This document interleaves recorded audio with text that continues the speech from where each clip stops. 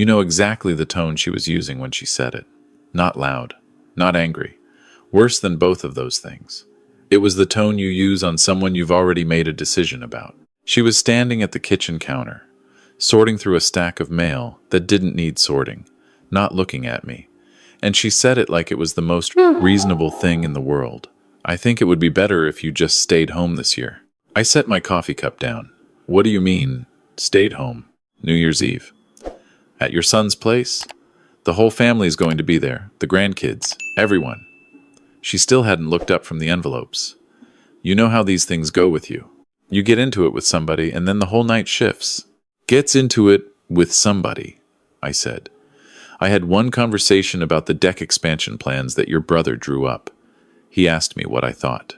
He was just sharing something he was excited about. He was asking a structural engineer whether his deck was going to collapse. She finally looked at me then, and I recognized that look too. It was the one that had started appearing about 2 years earlier, right around the time I retired. The one that said she had already had this conversation with herself many times, and she was tired of it, and she had reached a conclusion. And the conclusion was that I was a problem to be managed rather than a husband to be talked to. The kids think it might be smoother without you there this year. That's all. The kids think. That's all. I did not argue. I have learned enough in 64 years to know when an argument would accomplish nothing, and this was one of those times. The decision had been made before she walked into the kitchen. The mail sorting was just a way to avoid eye contact while she delivered it. I poured my coffee into the sink and told her I understood, and I went downstairs to my workshop. That's where I had been spending most of my time for the past 18 months anyway. I need to back up, because if you want to understand what happened on the night of January 1st at 2:47 in the morning, you have to understand what I had been doing in that basement. I spent 35 years as a structural engineer. Not the glamorous kind who designs skyscrapers that end up in architectural magazines. The other kind. The kind who shows up after a parking garage ceiling fails, or when a municipal bridge starts showing stress fractures that nobody planned for, or when a school district builds an addition on an existing building and then wonders why the walls are cracking 3 winters later. I was the person who read the damage and worked backward to find out why. Over those 35 years, I developed a way of analyzing load distribution failures that my colleagues started calling the Hargrove method, though I never called it that myself. It wasn't a branded system. It was just the way I had learned to read a structure the way some people learn to read a face. Noticing things that didn't fit, tracing them to their source. I documented it in internal reports for the 3 firms I worked for. I taught it informally to junior engineers who sat across from me at job sites. I never wrote it down in any formal way because there was always another project, another site, another failure to diagnose. Then I retired. My wife and I had talked about retirement for years, as though it was going to be a beginning of something. Fishing trips, travel, maybe a place in the mountains. What actually happened was that I became a person with nowhere to put 35 years of accumulated knowledge and nothing useful to do with my hands between 7 in the morning and whenever the grandkids came to visit. I sat at the kitchen table and read the news, and had opinions about infrastructure that nobody wanted to hear. I went to family dinners and watched my son-in-law make plans for a deck, and I told him what I would change, and everyone acted like I had insulted him personally. I became, according to my wife, difficult. What I actually became was purposeful again, 18 months ago, when I walked into the hardware store and bought a 3-subject notebook and took it down to my workshop and started writing everything down. Not a diary, not a complaint. A technical document, everything I knew about load distribution failure, progressive collapse mechanisms, the specific warning signs that show up in residential and light commercial construction years before anything actually breaks. Written the way I had always written engineering reports, specific, sourced, tested against the real cases I had worked on across 3 decades. I cross-referenced 41 actual failure cases I had personally investigated, all of them a matter of public record. I wrote at the workbench from about 7 in the morning until my wife called me up for lunch. Some days she didn't call and I forgot about lunch entirely. By month 4, I had something that looked like a real manuscript. By month 8, I had something that embarrassed me with how good it was.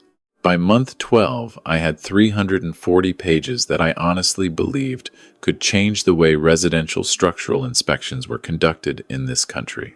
I did not tell my wife. Not because I was hiding it, but because somewhere in the previous 2 years, she had stopped asking what I was doing downstairs, and I had stopped offering. I told one person. James Okafor had been a senior inspector at the city engineering office for 20 years before he took a position at a national infrastructure consulting firm. We had worked together on a municipal bridge assessment in 2009 that ended up being cited in a state safety report, and we had stayed in loose touch ever since. He was one of those people I could not speak to for 14 months and then call out of nowhere and pick up exactly where we left off. We had lunch at a diner in November. I don't know why I brought the first 80 pages. I suppose I just wanted someone to tell me whether it was real or whether I was a retired man in a basement deluding himself. James read the first 20 pages while we waited for our food. He did not say anything for a while. He turned back to page 7 and read something again. Then he looked up at me across the table with an expression I recognized because I had seen it on the faces of engineers at job sites when they realize the problem is more serious than the client is prepared to hear. "How long have you been working on this?" he said. "About a year. And you haven't shown anyone else?" "Just you." He set the pages down and picked up his coffee and looked at the window for a moment. Then he said, "Frank, this is a very important document. I want to be honest with you about that." I told him I appreciated that. I told him I wasn't sure what to do with it. James said he had some ideas and asked whether I would trust him to make a few calls. I told him yes, without asking what calls. That is the kind of trust that only exists between people who have stood in the same parking garage, rubbled together, trying to figure out what failed. What I did not know, and would not know for another 6 weeks, was that James did not make a few calls. James took those 80 pages to his firm's senior partners, who took them to a professional engineering standards committee, who passed them to a contact at a major academic press that publishes technical reference material for practitioners. He also forwarded 3 chapters to an editor at a mainstream non-fiction publisher who had been looking specifically for accessible infrastructure safety content in the wake of several high-profile building collapses that had been in the national news that fall. He did all of this in about 3 weeks. He called me in December to give me a partial update, just enough to tell me that some people had seen it and were interested in talking. He did not tell me the full scope of what he had set in motion because, knowing me, he understood that I would have immediately tried to slow it down and manage it carefully, and probably ruined it. I spent December writing the last 40 pages, and in December my wife told me that the kids thought it would be smoother if I stayed home for New Year's Eve. I want to be precise about what that night looked like, because I think the details matter. My son's house was about 20 minutes away. My wife left at 5:30 to help set up. My daughter and her husband and their 2 girls were driving up from 3 hours south and had planned to arrive by 7. My son's wife's entire family would be there, maybe 20 people in total, plus the grandkids running around the way they do when there are enough of them to form their own small society. I made a sandwich and ate it standing at the kitchen counter. I found a documentary about the construction of the Golden Gate Bridge that I had seen before, but didn't mind seeing again. I fell asleep on the couch around 9:30 and woke up at 11:48. I sat there in the quiet living room for a few minutes with the television off and the house completely still, and I thought about what it meant that I was here and they were there, and whether it would always be this way from now on. I was not crying. I want to be clear about that. I was 64 years old, and I had learned a long time ago that self-pity is a room you can walk into, but you need to make sure you don't unpack your bags there. I went down to the workshop and looked at the manuscript, all 381 pages of it, printed and stacked on the corner of the workbench, held together with 2 large binder clips. I had formatted it properly that week. Title page, table of contents, full citations, the works. I poured 2 fingers of the good bourbon I kept on the shelf above the drill press.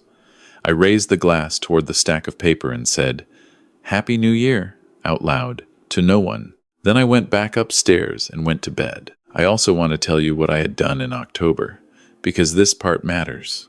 On the advice of a lawyer, I had consulted an old friend from my first firm who had since moved into business law. I had established a single-member LLC, Hargrove Technical Consulting, LLC. I transferred the manuscript into it as an intellectual property asset. I documented everything: the date I started, a timeline of drafts, the original notebooks, James's communications. The lawyer filed the paperwork, and I signed it and paid the filing fee, and that was that. My wife did not know about this either. Again, not because I was hiding it, because she had stopped asking, and I had stopped explaining. There is a version of this story where that makes me the difficult one. I have thought about it. I am not sure she was entirely wrong to feel that I had put up a wall. I am also not sure I was wrong to build it, given the number of times I had tried to talk and been managed instead of heard. This is not a simple story. That is something I want you to understand. At 2:47 in the morning on January 1st, my phone rang. It was my son. I was deep enough in sleep that it took me 4 rings to find the phone and another 2 seconds to understand what I was looking at. I answered and heard him breathing fast, the way he used to breathe when he was a kid and had run all the way home to tell me something. "Dad, are you awake?" "I am now." "Are you okay?" "Okay." "Dad, I need you to turn on CNN. Are you near a television?" I sat up. "What happened? Is everyone all right?" "Everyone is fine. We're all fine." "Dad, please just turn on CNN. Your name is on the screen." I do not have words for the next 30 seconds that would do them proper justice. I got out of bed and walked into the living room and found the remote and turned the television on, and there was a CNN anchor doing the kind of extended New Year's coverage they fill the early morning hours with, and behind him on the split screen was a chyron that said, "Infrastructure Safety Concerns, Expert Analysis," and underneath a photograph that I recognized as being taken at a job site in 2011, there was a line of text that said, "Frank Hargrove, Structural Engineering Consultant, author of The Failure Beneath, A Practitioner's Guide to Hidden Load Failure in American Construction." I said, "How?" My son said, "That's what I'm asking you, Dad. What the hell did you write?" The segment was about 6 minutes long. An anchor was interviewing a structural engineering professor from Georgia Tech who had apparently been given an advance copy of the manuscript through the academic press. She was talking about the Hargrove method by name. She said the framework had potential to become a standard reference for residential inspections nationwide. She said the timing was significant given 2 partial building collapses that had occurred in the southeastern United States in the previous 3 months. She said my name 4 times. My son stayed on the phone with me through the whole segment, neither of us saying much, just breathing on either end of the line. When it was over, he said, "Dad," and then stopped. "Yeah," I said. "How long have you been working on this?" 18 months. Another silence. Then, "You did this by yourself? In the basement?" "Mostly." He let out a long breath. Then he said something I was not expecting. He said, "I didn't know you were still doing real work." That sentence landed somewhere in my chest and sat there. "I didn't know you were still doing real work. Not cruel, not intentional, just honest." Which made it land harder. I told him I was going to let him get back to the party and that we would talk soon. We said goodnight. I sat in the dark living room with CNN still running and thought about that sentence for a long time. My phone started making noise around 7 in the morning. The first call was from James, who sounded like a man who had been awake all night watching something he had set in motion finally ignite. He said the publisher had reached out to him the night before, after the CNN segment aired. The academic press wanted to finalize terms. The mainstream nonfiction house wanted to talk about a separate trade edition, accessible language, broader audience. And there was something else. A national infrastructure consulting firm, not James's firm, a different one, had been watching the academic chatter around the manuscript for several weeks, and they wanted to discuss licensing the methodology for use in their proprietary inspection protocols. James said, "I want you to have a real lawyer handle all of this, not me. But Frank, I want you to understand what I'm telling you. This isn't small." I told him the LLC was already set up. There was a pause, and then James laughed. A real laugh. The kind that is partly relief. He said, "Of course you did." By 10 in the morning, I had a voicemail from the nonfiction publisher's acquisitions editor. By noon, I had an email from a civil engineering trade publication wanting to run an excerpt. By 2 in the afternoon, I had a call from a producer at a public radio program that covers infrastructure and urban planning, asking if I was available for an interview the following week. My wife called at 11:45. I had been watching my phone ring with her name on the screen and thinking about whether I was ready. I let it go to voicemail. Then I listened to the voicemail, which said she had seen it on the news, and she wanted to talk, and she was on her way home. I put on my coat and went for a walk. Not to punish her, not to make a point. I genuinely needed air and ground under my feet, and a few minutes to think before I walked into a conversation that I understood was going to be one of the more significant ones of my marriage. I walked for about 40 minutes through a neighborhood that was very quiet on New Year's morning. Everyone still sleeping or still celebrating. Nobody out except me and a woman walking a large dog and a teenager on a bicycle who looked like he was just now making it home from the night before. I thought about what I wanted from the conversation with my wife. Not what I wanted to say, but what I actually wanted. The outcome I was aiming for. I was not angry in the way I would have expected. I had imagined this kind of moment in abstract terms before the vindication, the satisfaction. And in my imagination, it had always felt like something sharp and hot. What I actually felt was quieter than that. More like the feeling at the end of a very long job, when the analysis is done and the report is filed and the building is declared safe or condemned, and either way the work is finished and you can stand back and look at what it was. When I came home, my wife was sitting at the kitchen table. She had made coffee. She had put a mug out for me. I sat down across from her, and she looked at me for a moment, and then looked at the table, and I could see her working through something. My wife is not a cruel person. I want to be fair about this. She is someone who had spent the last 2 years of our marriage dealing with a version of me that had been, in honesty, harder to be with than I used to be. I had been lost. I had not admitted that to her or to myself. But I had been genuinely lost when I retired, and lost people are not always easy to live with.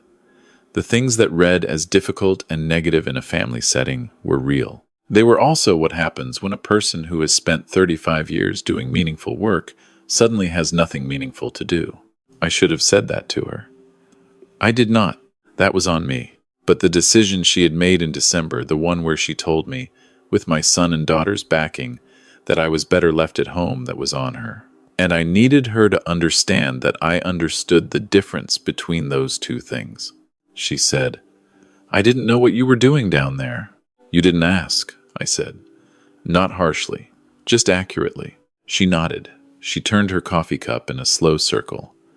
"I thought you seemed angry all the time, or frustrated, or like you were just waiting for the chance to tell someone they were wrong about something." "I probably was," I said, "because I was going out of my mind, sitting still, and I didn't know what to do about it." "You never told me that. You never asked what was wrong. You started managing me." She looked up. "That's not fair." "I know it doesn't feel fair," I said. "I'm trying to tell you how it felt from where I was sitting." We were quiet for a moment. Outside, a car passed slowly on the icy street. She said, "The kids called this morning." "I know. My son called me at 2:47. Something moved across her face. "He called you first." "He did." She absorbed that. He was upset. When I talked to him this morning, he was upset with himself. I did not say anything to that. My son and I would have our own conversation in our own time, and it did not need to be negotiated through my wife. "What happens now?" she said. "I have a lot of calls to return. I have some meetings to set up. The LLC handles all of it, so I'll need to work with the lawyer." She blinked. "LLC. I set up a business entity in October. Hargrove Technical Consulting. The manuscript and the methodology are assets of the company." She was quiet for a long moment. "You were that certain something would happen?" I thought about how to answer that honestly. "No," I said finally. "I was certain that if something happened, I wanted to make sure it was protected. There's a difference." My daughter called that afternoon. She is 3 years younger than my son, and she had always been the one who called more often, texted more often, checked in when nobody else did. Even in the worst of the last 2 years, she had sent me things, articles, photographs, occasional voice messages that were just her, talking about something she had seen. She had not stood up against the decision to leave me out of New Year's Eve. but she had texted me on Christmas saying she missed seeing me and that she was sorry the year had been hard. She said, "Dad, I am so proud of you. I cannot breathe properly." I laughed. I did not expect to laugh, but I did. "Did you know this was going to happen?" she asked. I knew the work was real. I didn't know any of the rest of it. "James Okafor called me," she said. That surprised me. "He did?" "He wanted me to know what you had been working on. He said he felt like someone in the family should have known sooner, and since he didn't feel right telling Mom directly, he called me. That was in November." I sat with that for a moment. James had called my daughter in November, and she had not told my wife. She had let it unfold on its own. I was not sure how I felt about that. And then I decided that what I felt was grateful. "Are you okay?" she asked. "I'm fine. I mean, really. You spent New Year's Eve alone in that house." "I did," I said. "That was wrong, Dad. I know you probably already know that, but I want to say it out loud. What we did was wrong, and I went along with it because I didn't want to be the person who started a fight, and I have felt terrible about it since the moment I got to your son's house and saw your chair empty at the table." I said, "I appreciate that. Are you going to be able to get past it?" I looked out the workshop door. The manuscript was still on the corner of the workbench where I had left it. 381 pages under 2 binder clips. 18 months of getting up at 7 in the morning and going downstairs and putting the only thing I really knew onto paper so that it would exist somewhere outside my own head. "I don't know yet," I said. "Ask me in 6 months." She accepted that. She did not try to negotiate it into something more comfortable. We met at my son's house the following Sunday for dinner. All of us, same as any other Sunday, for most of the past decade. My son had cooked, which he was better at than most people knew, and his wife had made the kind of elaborate dessert she reserved for occasions she considered significant. The grandkids ran around and knocked things over and needed to be fed and had opinions about the television, and for a while it was just noise and motion and the ordinary chaos of a family in a house on a winter evening. After the kids were in the den watching something loud and animated, the adults sat around the table with coffee, and my son looked at me from across the table, the same way he had looked at me 30 years ago, when he had done something he was not sure I knew about yet. He said, "I talked to James Okafor." "I know. I had no idea." He paused. "I don't mean about the book. I mean about any of it. I didn't know you were still." He stopped. Tried again. "I should have asked what you were working on. I never asked." "No," I said. "You didn't." He looked like he was waiting for me to soften it. I did not. "I know you have every right to be angry," he said. "I'm not angry," I said. "That was mostly true. I'm telling you the facts. You didn't ask. Your mother didn't ask. Everyone decided they already knew what I was doing down there, which was nothing useful. So no one bothered to ask. That's what happened." My wife was looking at her coffee cup. My daughter was looking at me. "I want to do better," my son said. "Then do better," I said. "I'm not going to tell you specifically how. You're a grown man. Figure out what doing better looks like, and do it." It was not warm. It was honest. I think sometimes those two things get confused with each other, especially in families, where warmth is expected at all times, and honesty gets labeled as difficult. The publishing deal took about 6 weeks to finalize through the lawyer. The academic press and the nonfiction publisher negotiated a split rights arrangement.